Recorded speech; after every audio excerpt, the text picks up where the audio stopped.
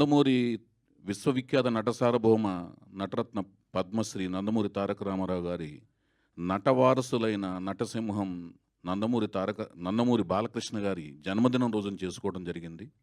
అది కూడా ఒక ఆస్పిషియస్ డే మాకు నందమూరి వంశ వీరాభిమానులందరికీ. అలాగే ఈ కార్యక్రమం కూడా ఘట్టమనేని మహేష్ బాబు గారి సూపర్ స్టార్, ప్రజెంట్ సూపర్ స్టార్గా భావిస్తున్న, కీర్తించబడుతున్న ఘట్టమనేని మహేష్ బాబు గారి జన్మదిన రోజున జరుపుకోవడం కూడా నాకు పర్సనల్గా ఒక ఆనందదాయకమైన అంశం కింద భావిస్తున్నాను. అది ఎందుకంటే ఎలా అంటే, నేను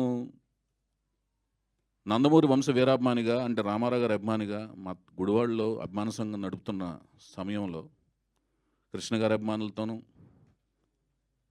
అక్కినేని నాగేశ్వర గారి అభిమానులతోనూ, అలాగే శోభన్ బాబు గారి అభిమానులతో అందరితో ఆర్గ్యుమెంట్లు, వాదోపవాదాలు, తర్క వితర్కాలు చాలా చేసుకుంటూ ఉండేవాడిని.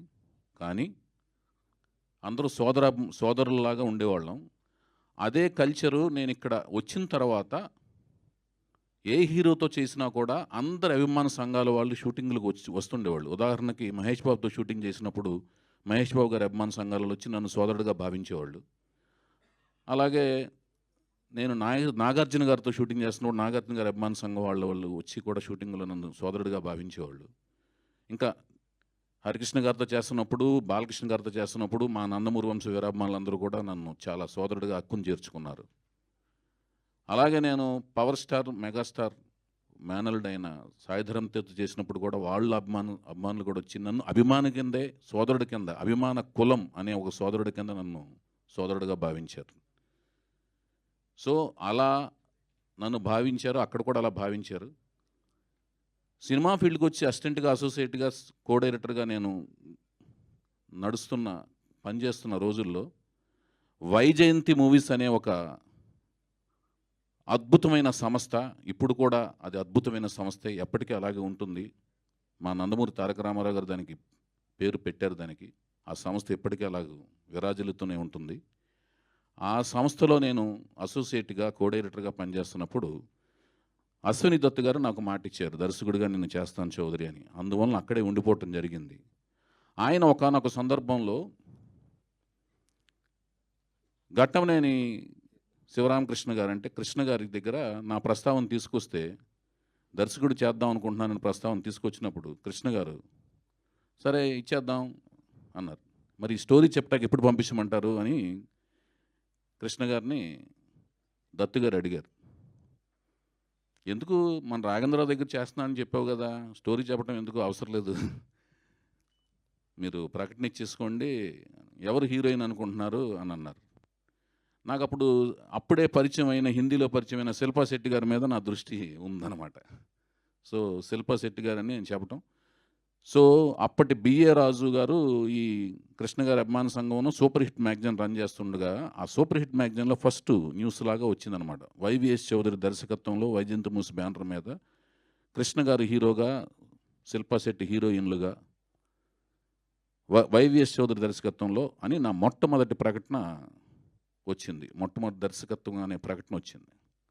సో అలాగా ఆయన అంత ఈజీగా దర్శకత్వం అనేది నాకు అవకాశం ఇస్తానని, రాఘేంద్రరావు గారి దగ్గర చేస్తున్నాడు కదా అవకాశం అనేది, అంతే ఈజీగా నేను డైరెక్టర్ అయిన తర్వాత, శ్రీ సీతారాముల కళ్యాణం చూస్తున్నారండి, సీతారామరాజు సినిమాలు అయిన తర్వాత మహేష్ బాబు రాజకుమారుడు షూటింగ్ జరుగుతుండగా నేను యువరాజు కథను కూడా ఒక 2-3 నిమిషాలు చెప్పాల్సి వచ్చింది. మొదటి సినిమా ఆయన రిలీజ్ కాలేదు.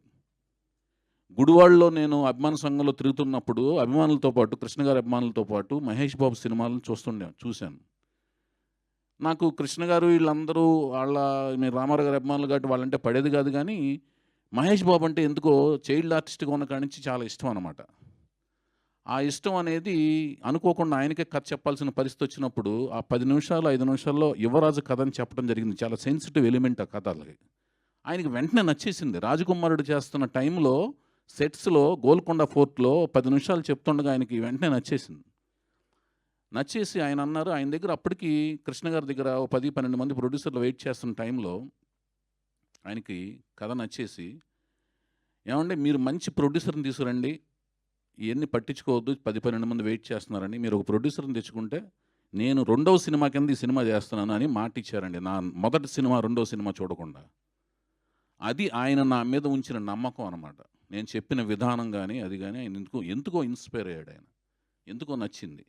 ఆయన నా మీద ఉంచిన నమ్మకం అనేది నాకెంతో ఆత్మీయంగానో, ఆప్తుడిలాగా భావించాను. అదే ఆత్మీయత, ఆప్తుడుగా నన్ను భావించిన ఆ అనుబంధం అదంతా కూడా సినిమా త్రూఅవుట్, యువరాజు త్రూఅవుట్ నేను అది కొనసాగింది. తర్వాత కూడా కొనసాగింది. యువరాజు దరిమిలా జరుగుతున్న చర్చలు, వాదోపవాదాలు సినిమా నిర్మాణ కార్యక్రమాల్లో జరుగుతున్నప్పుడు ఆయన మరీ పట్టుబట్టి, మీరు సొంతంగా నిర్మాణ సంస్థ పెట్టండి. ఎందుకు ఈ చర్చలు, గిర్చలు? మీరు నిర్మాణ సంస్థ పెడితే నేను కథానాయకుడిగా ఉండి సినిమా చేస్తానంటే, ఆయన చెప్పిన మీదటే నేను బొమ్మరిల్లు అనే సంస్థ పెడతాం జరిగింది. ఆయన ఇంకా నాకు ఇష్టం లేదు యాక్చువల్‌గా నిర్మాతను అవ్వటం అనేది. ఆయన 2, 3 సార్లు పోరిన తర్వాత నేనెళ్ళి బలవంతంగా, ఎందుకంటే అతి కఠినమైన చర్య అనమాట నిర్మాత అవ్వటం అనేది. ఎళ్ళి నిర్మాతగా అవ్వటం జరిగింది. బొమ్మరిల్లు అనే సంస్థ. బొమ్మలు తయారు చేసే ఇల్లు బొమ్మరిల్లు.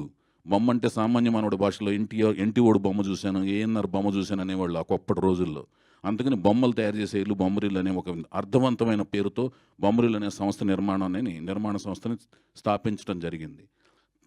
తర్వాత మహేష్ బాబు గారి సినిమాలు ఆయన చాలా బిజీగా ఉన్న టైంలో నేను లాహిర్ చిత్రంతో ప్రారంభించిన వెంటనే, సినిమా రిలీజ్ అయిన వెంటనే ప్లాటినం డిస్క్ ఫంక్షన్ చేసి దాన్ని సినిమాని ఒక ప్రచారాన్ని ఊపందించుకునే కార్యక్రమం చేయాల్సి వచ్చినప్పుడు ఆయనే స్వచ్ఛందంగా వచ్చి జెమినీ టీవీకి ఫోన్ చేసి డెకరేషన్ అది చేయించి ప్లాటినం డిస్క్ ఫంక్షన్కి ఆయనే స్వయంగా వచ్చి 2 గంటల కార్యక్రమం చేసి నాకు వెన్నింటి ఉన్నారన్నమాట ఆయన. ఒక ఆప్తుడిలాగా, ఒక ఆత్మీయుడిలాగా. సో అదంతా నేను వైవిఎస్ చౌదరి అంటే స్నేహం, నమ్మకానికి ప్రతిఫలం, కృతజ్ఞత చూపించుకునే విధానం అన్నమాట. నాలో నటన ఉండదు, యాక్టింగ్ ఉండదు, బంధాలను అనుబంధాలు తెంచుకునే ఒక తత్వం ఉండదన్నమాట.